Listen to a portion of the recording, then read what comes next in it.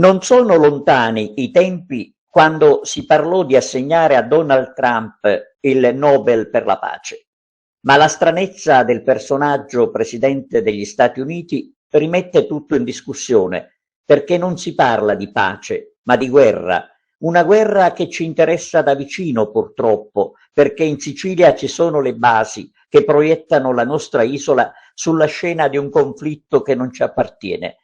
Ma ci sono degli obblighi, dice qualcuno, per il ministro Crosetto valgono i trattati e sono proprio gli accordi che si contestano, risalenti a decine di anni e che nessun governo ha avvertito l'esigenza di aggiornare e modificare.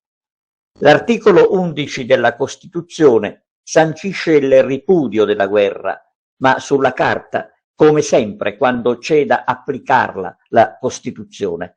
E allora, alla vigilia del referendum in cui si chiede di votare sì o no, nel nostro caso, a prevalere deve essere il no convinto all'uso delle basi militari americane in Sicilia. Che sia possibile o meno alla gente che sta già pagando caro il conflitto poco interessa. La gente chiede e quasi invoca che dalle istituzioni arrivino segnali che aiutino a stare tranquilli.